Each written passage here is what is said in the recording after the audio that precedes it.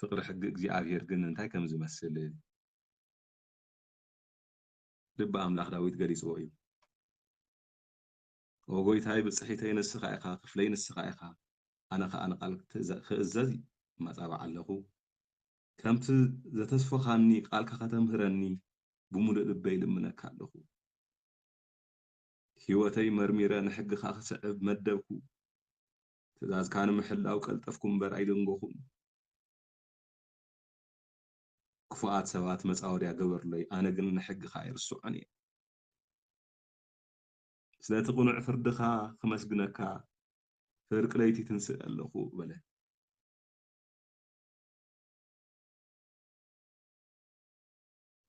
ኣነ ብፃይቶም ኩሎም ዘገልግሉኻን ትእዛዝካ ዝሕልውን እየ ወጎይታይ ምድሪ ብምሕረትካ መሊኣ ኣላ እሞ ስርዓትካ መሃረኒ ይብል ሄት ዝብል ናይ መዝሙር ዳዊት መዝሙር 118 ንረኽቦ ቃል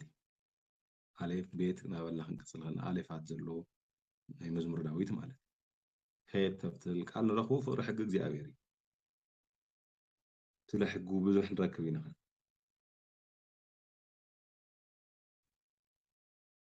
يودو زبل قالون سلا حق እግዚአብሔር ንረክብ ኢና ንስኻ ፈጠርካኒ ህያውን ጌርካ እውን ኣቆምካኒ ትእዛዛትካ ክመሃርሲ ኣለብመኒ ጎይታይ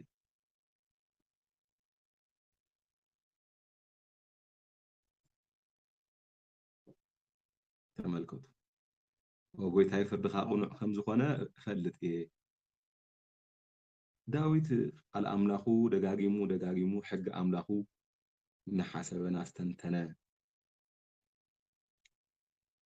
ዝገለጾ ቃሉ ተመልከቱ ብሕግኻ ሕጎስ ኣለኹ ንሕናኸ ልበ ኣምላኽ ዳዊት ብሕግኻ ሕጎስ ኣለኹ ብሕጊ እግዚኣብሔር ይሕጎስ ኣለኹ بحق قويتانا بحق جزانا بحق قدس بيت كريستياننا نحقوس زي كون الناس نقرم رمينا ببزحتينا حق بزحو سرعات بزحو لنا زفنقتنا خاق قدس بيت كريستيانا ونزوص أنا ينسانا داويت قن حق أملاخو فتوى نقوزيو انتي عد زم حدرو له حق له كافتسون لا على زم حدرو له حق قن حق أملاخو فتوى وقويتاي فردخا قنوع خمزو قونا فدت فرد أملاخي قنوع حبيات بحاسوتي كافلن لو مو يحفروا أنا قنك على كاستنتنا له فتهم زفر كان تزاز كاز فلتنا بعي ملوس وبل من انت خي حفرسي نحقها خمز في السموخ أقبرني بلا مليسو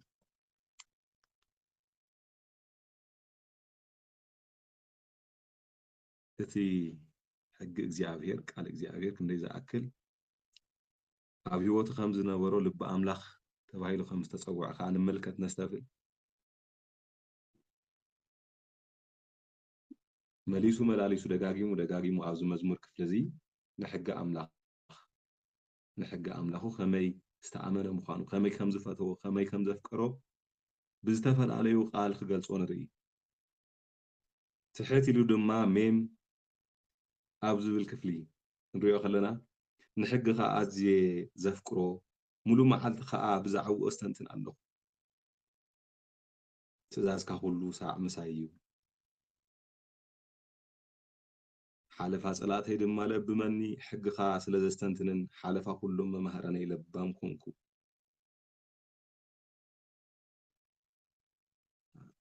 መለበሚ ሕጊ እግዚኣብሔር ልቡና ምሃብ ልቢ ሃበና ንብል ኢና ልቦና ዝህብ ፈሪሃ እግዚኣብሔር እዩ ልቦና ዝህብ ትእዛዝ እግዚኣብሔር እዩ ልቢ ዘቐንዕ ቃል ኣምላኽ እዩ እቲ ድማ ልዕሊ ኩሉ ድማ ልዕሊ ኩሉ ክብርን ልዕሊ ኩሉ ቃልን ካብ ኣላፋት ወርቅን ብሩርን ቃልካ ፈተኹ ሕግኻ ፈተኹ ኢሉ ድማ ገለጸ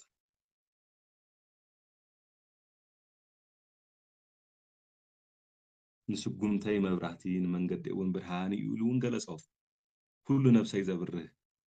ንስጉምተይ መብራህቲ ንመንገዲ ከዓ ብርሃን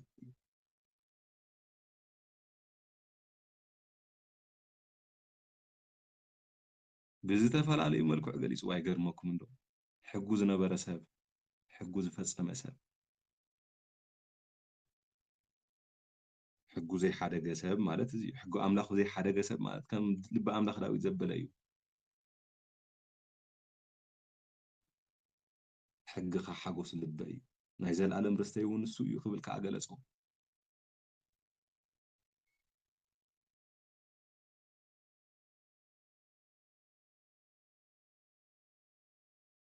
ብሓቂ ናይ ልቢ ኣምላኽ ዳዊትን ንኣና እውን ፀጉ የካፍለና ብካዲ ድምፂ ይስማዓለና መራይ ምናልባት ዘይስማዕ እንድሕር ዳሃልዩ ካልኦትኩም ብፅሑፍ ግለፁለይ ወፂሑ ስማዕ ሰብ ኣራይ ሰማዓለና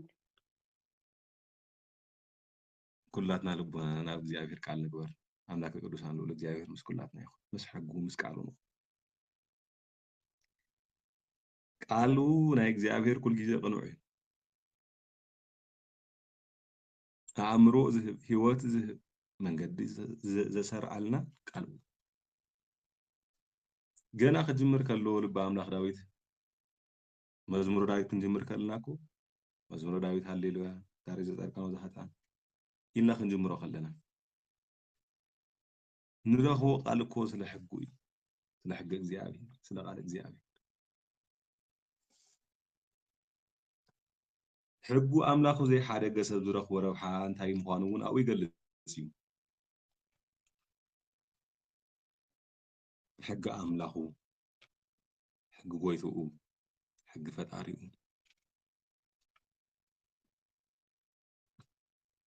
መለኮታዊ ዝኾነ ሕጊ እዩ ሂወት ዝህብ ሕጊ እዩ ቃል እዩ ትእዛዝ ሕግጋት እግዚኣብሔር ከም ዝበሉ እዮም ሂወት ዝህቡ ዘለብሙ ስለዚ ልቢ ኣምላኽ ዳዊት ነዚ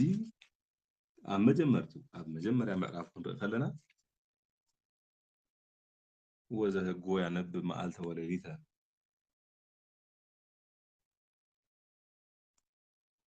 ነቲ ሕጉ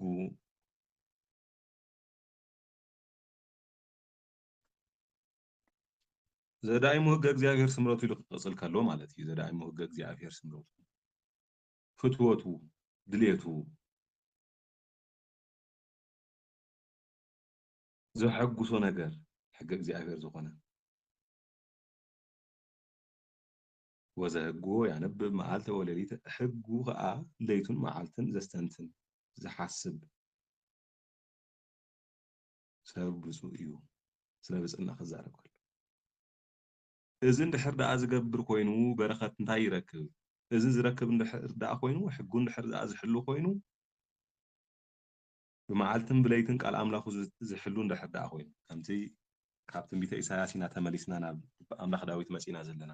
ምስ ዳዊት ንዝምር ዘለና እቲ ዓብይ ነቢይ ኢሳይያስ ዘሕሰበና ቃል ሓሲብና ኢና ንጅምር ዘለና እግዚኣብሔር ዝሃቦ ቃል ይስውካ ሕጊ ኣምላኹ ዘይሓደገ ዝብል ቃል ኢና ሒዝና ንዛረብ ዘለና ሕጊ ኣምላኹ ዘይሓደገ ፍትሒ ፍርዲ ቅኑዕ ዝኾነ ሕጊ ካባይ የድልዮ ድሕሪ ምባሉ ኣምላኹ ዘይሓደገ ህዝቢ ሕጊ ኣምላኹ ዘይሓደገ ህዝቢ እንታይ እዩ ዝረክብ ንሱ ከምታ በብእዋኑ ፍርያት ትህብ ቆፅላ እውን ዘይነግፍ ዘይትነቅፅ ኣብ ወሰን መሓዘባይ ዝተተኸለት ኦም እዩ ዝገብሮ ኩሉ ይሰልጦ ይከናወነሉ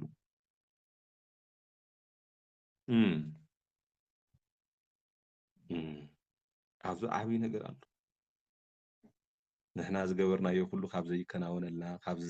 ካብ ዘይሰልጠና ብዙሕ ዘመን ኮይኑ ኣሎ እንታይ እዩ ምክንያቱ ተኢልና ግን ንድሕሪት ንመለስ ሕጉ ስለዘይሓለና ሕጊ ኣምላኽና ስለዝገደፍ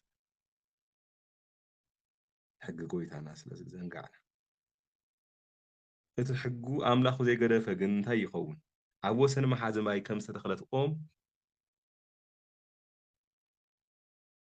ፍሬኣ በብእዋኑ ትህብ ቆፅላ እውን ዘይንገፍ ዘይደርቕ ቆፅላኒ ይትነገፍ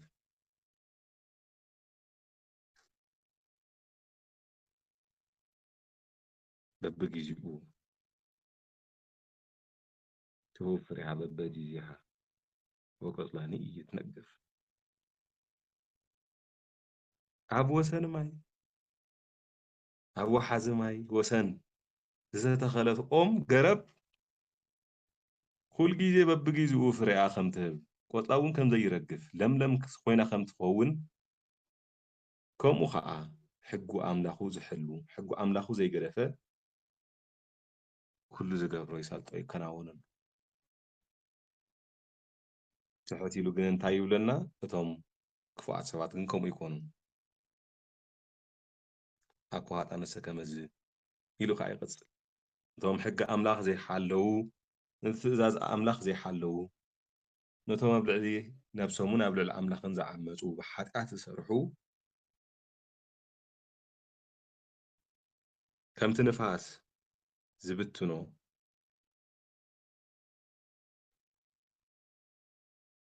زبوق بقايم امبر كم يكون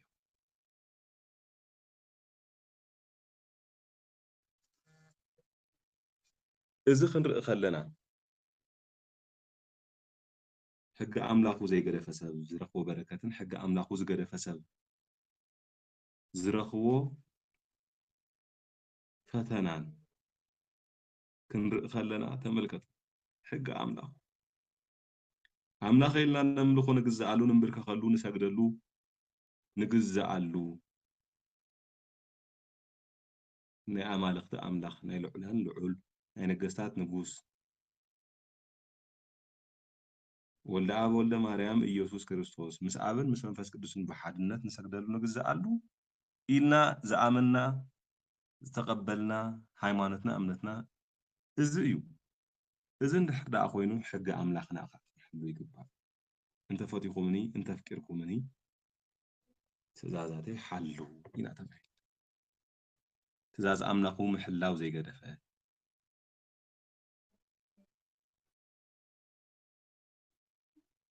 فنملك أنا ذكر ونزي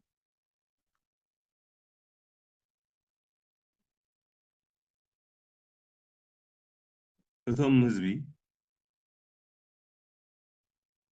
እግዚአብሔር ዘይርኤና እንተደኣ ኮይኑ ስለምንታይ ጾምና ንሱ ግድና ዘይገብር እንተደኣ ኮይኑስ ስለምንታይ ነፍስና ኣሕሳእና እናበሉ ይሓት ኣለዉ ናትና እውን ድምፂ እኮ እዩ ጾምና ጸሎት ጌርና ሰጊድና ተንበርኪኽና ተነሲሕና ቅዱስ ቁርባን ተቐቢልና እንድሕር እዚ ኮይኑሲ ንምንታይ ደኣ እዩ ኣምላኽ ዘይሰምዓና ናበልና ከም ንሓትት በቲ እዋንስ ከዓ ዝነበሩ ንኢሳይያስ ነቢይ ከምኡ ኢሎም ከም ዝዛረበሉ ልኡል እግዚኣብሔር ይነግሩ ከምዚ ይብሉ ኣለዉ እግዚኣብሔር ይርአየና ኣይሰምዓና ስለምንታይ ጾምና ንእግዚኣብሔር ከም ዝጾሙ ገይሮም ሓሰብዎ ስለምንታይ ጾምና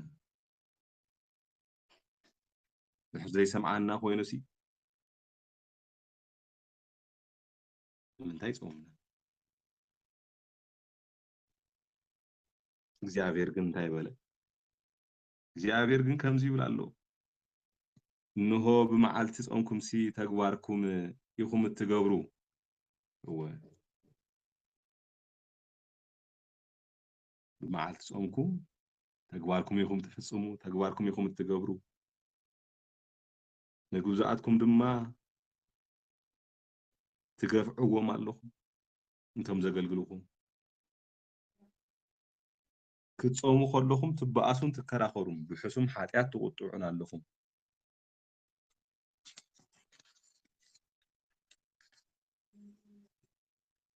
ጸሎትኩም ኣብ ላዕሊ ከም ዝስማዕ ጌርኩም ሎሚ ኣይትጾሙን ዘለኹም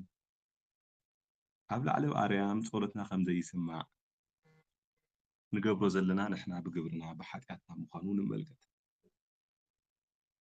ጸሎትኩም ኣብ ላዕሊ ኣርያም ከም ዝስማዕ ጌርኩም ሎሚ ኣይትጾሙን ዘለኹም እቲ ኣነ ዝፈተኽዎ ጾምን እታ ሰብ ንነፍሱ ዘሕስአላ ዝርክመላ መዓልትን ከም ዝመሰለ ድዩ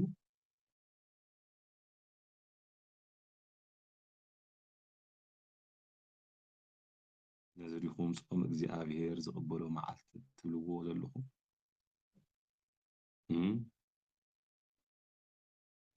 እቲ ኣነ ዝፈትዎ ጾምሲ ኢሉ ከዓ እግዚኣብሔር ዝፈትዎ ይገልጽ። ኣቐዲምና ግን እቲ እግዚኣብሔር ዘይፈትዎ ጾም ንረዳእ ንከራኸረሉ ንዋቐሰሉ ሕድገት ዘይብሉ ልሳንና ካብ ዘይጾመሉ እዛንና ዘይጾመሉ ሕልናና ዘይጾመሉ ካብ ምግብን መስተን ጥራሕ ተዓቂብና መንፈሳዊ ጾም ዘይኮነስ መንፈሳዊ ብዝመስል ጥሜት ትንጻምእ ተጸሚድና ድሕሪኡ ጾይምና እናበልና እግዚኣብሔር ጾመይ ግን ኣይተቐበለለይ ጾመይ ግን ጸሎተይ ግን ኣይሰምዓንን ሱባኤይ ግን ኣይሰምዓንን መልሲ ግን ኣይሃበንን ንብል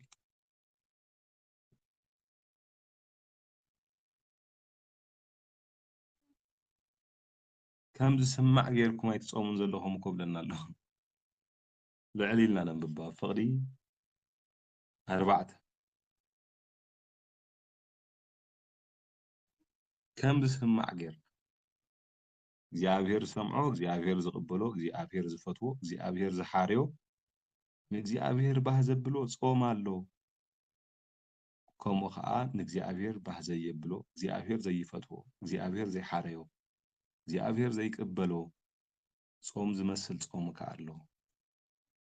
ካብ ጾም ዝመስል ጾም ይምሓረና ሎሚ ከዓንቲ ትምህርቲ ንዘኻኽሮ ዘለና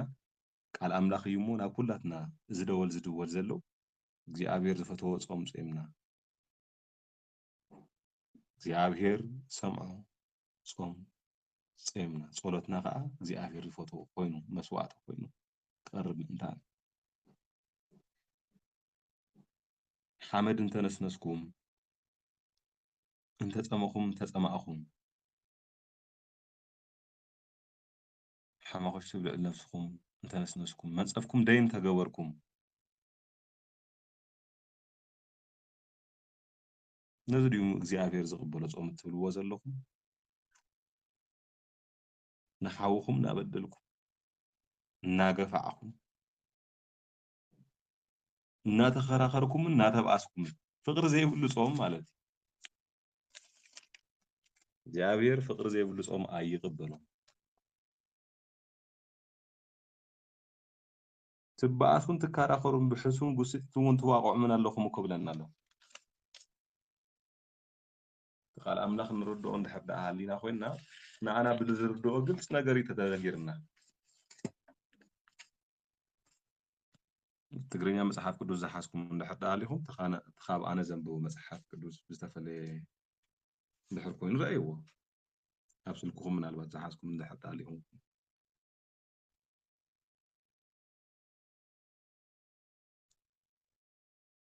ካብ ፍቕዲ 3 4 ካብ ፍቕዲ 4 ክትጾሙ ከለኹም ባእሱን ትከራኸሩን ኣለኹም ዝብል ጀሚሩ እስከ ምናልባት መጽሓፍ ቅዱስ ሒዝኩም ትካተሉን እንድሕር ደኣ ሃሊኹም ኮይንኩም ኮፒ ጌርኩም እስከ ለኣኹልና ኣብ ታሕቲ ኮመንት ተቕምጥዎ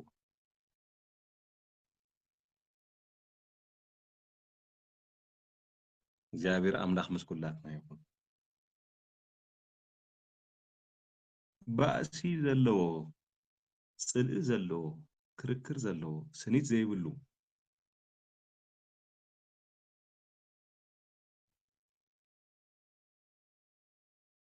ትኽክል ቃል ሕይወት የስማዓልና ታሕቲ ተጻሒፉ ኣሎ